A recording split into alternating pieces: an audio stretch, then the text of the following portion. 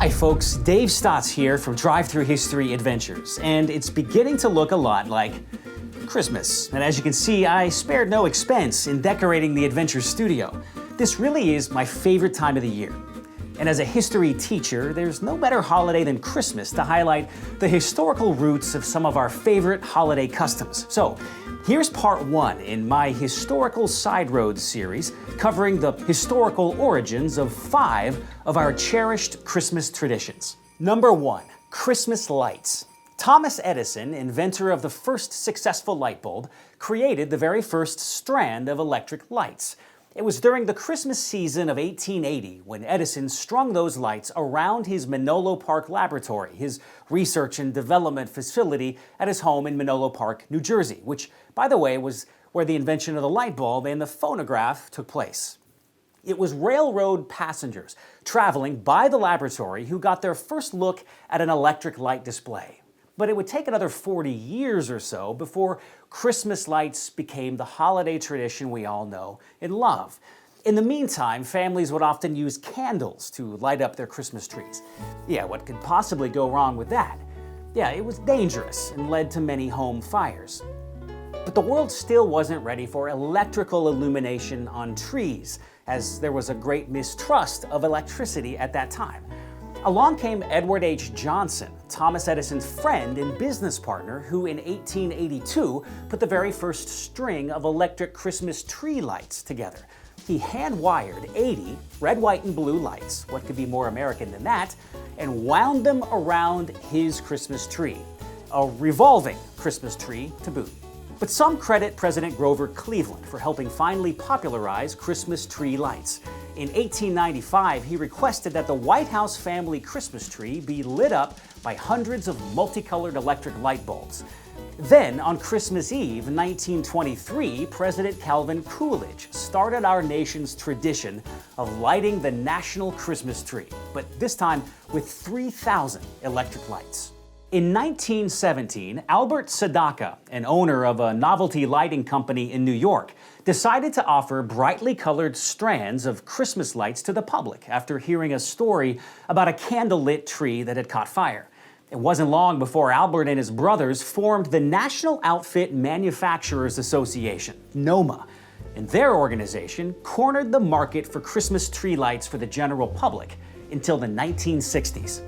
Now today, Americans spend billions of dollars on Christmas decorations each year, and the Christmas lights are a big part of that, especially with that neighbor down the street who apparently has something to prove with the sheer quantity of Christmas lights that can be seen from space and cause the city grid to dim slightly when he turns them on.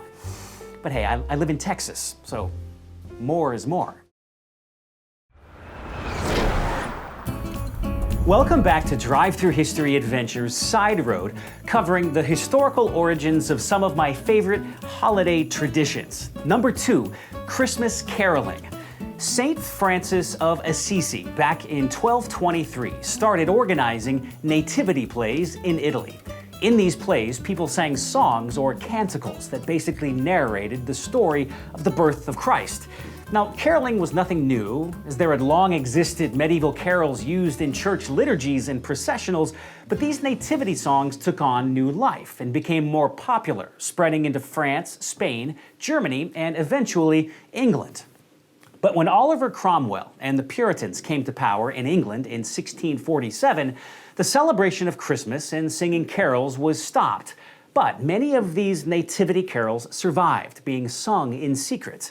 Finally, during the Victorian era, these Christmas carols started getting rediscovered, collected up from various English villages, and sung once again. And many new ones got written then too. Then, not long after, you start seeing official carol singers called waits who sang in public.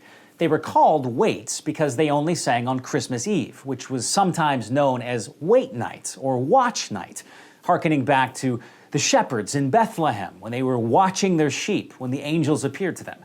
Soon, whole carol services were created and the custom of singing carols in the streets had begun. So when did little groups of carolers start going from house to house?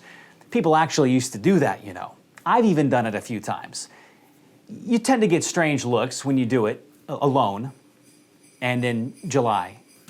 In some states, this is technically known as trespassing. Look, I'm sorry, okay? I start Christmas a little early.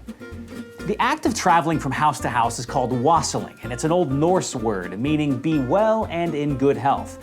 But it didn't have anything to do with Christmas, let alone Christmas carols. It was during the Victorian era in England where the customs of wassailing and the tradition of singing Christmas carols eventually merged. And it's where we get that song, Here We Come A-Wassailing. Perhaps, other than Silver Bells, one of my least favorite Christmas songs ever. Bah humbug. Now let me get personal for a second here. It would make me so happy if Christmas caroling became a thing once again. It would require a more shared culture, I suppose, not to mention neighborhoods with neighbors who knew one another. On my street, we actually do a hayride and sing as we drive around the neighborhood. It's one of the highlights of the year. So if you and your family want to come to my house to sing, I would love it. Just maybe like one song. And I probably won't have any figgy pudding to give you either.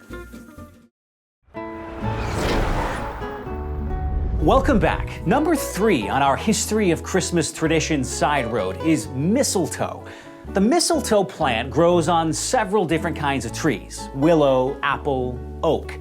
The tradition of hanging them in one's house comes from the ancient Druids, where it supposedly would bring good luck to households and ward off evil spirits.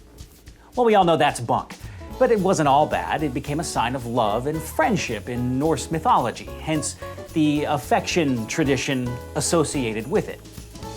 Now, the custom of kissing underneath the mistletoe came from England. Back then, you were supposed to pick a berry from one sprig of mistletoe, and then you kiss the person, and then when all the berries are gone, no more kissing. True story. Back in high school, I fashioned my own mistletoe hat out of a wire hanger. I wrapped the hanger around my head and positioned the hook above me, and on it I hung, you guessed it, mistletoe. Then I would furtively approach various members of the opposite sex. And did it work? Not even close. As I recall, it had the opposite effect. And maybe that's where we get the new cherished holiday tradition of being slapped under the mistletoe. Now lastly, the name mistletoe comes from 2 Anglo-Saxon words, tan, which means twig, and mistle, which means dung. That's right, kids. Mistletoe can basically be translated poo on a stick. It's romantic, isn't it? Number 4, Santa Claus, or Saint Nicholas.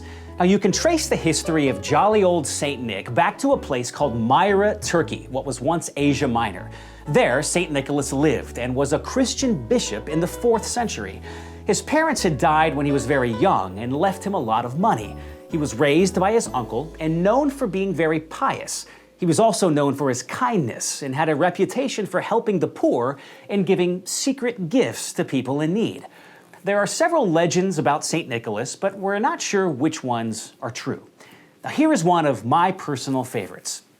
In 325 AD, Roman Emperor Constantine, who legalized Christianity, asked that the church would convene a worldwide council called an ecumenical council, which met in the city of Nicaea in present-day Turkey.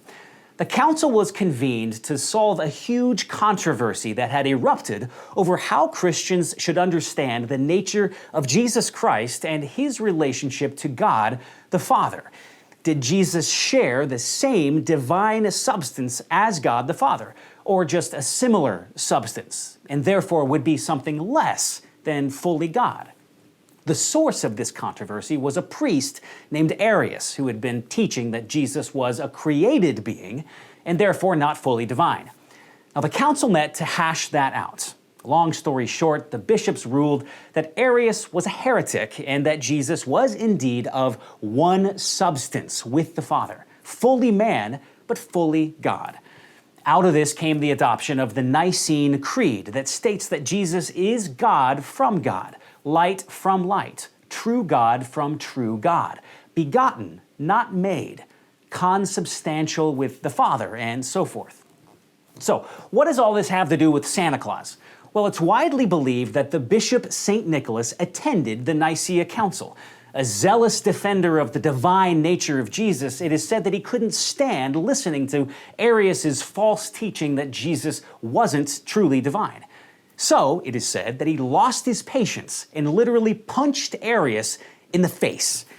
Now, today you can find several funny memes about St. Nick doing just that. My favorite shows an ancient icon of St. Nicholas with the caption, "I came to give presents to kids and to punch heretics, and I just ran out of presents." The last in our Top 5 History of Christmas Tradition series is number 5, Christmas stockings. Now, one of the oft-told stories about St. Nicholas involves a poor man with 3 daughters living in ancient Asia Minor. This man was so poor, he had no dowry for his daughters, so they couldn't get married. A dowry is money paid by the father when his daughter gets married. St. Nicholas was passing through the town and heard the villagers talking about this poor man and the 3 poor daughters.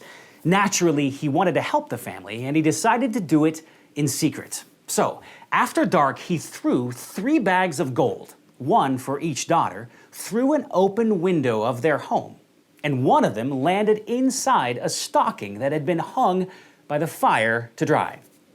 When the family woke up the next morning, they were overjoyed that the girls could one day get married and live happily ever after. You can see where I'm going with this. It led to the custom of children hanging stockings by the fire for gifts from St. Nicholas.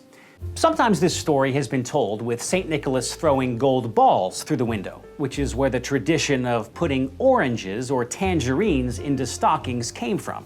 They represent the gold balls that it is said that St. Nick threw into the stockings. So, there you have it, folks. The historical origins of 5 of our most cherished Christmas traditions. Oh, and one last one. Do you ever cringe a little when you see Xmas instead of Christmas? Well, you don't really need to.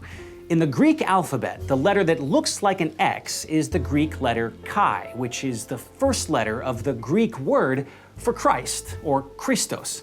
It's just a shorthand way of writing Christmas. But it's not pronounced Xmas.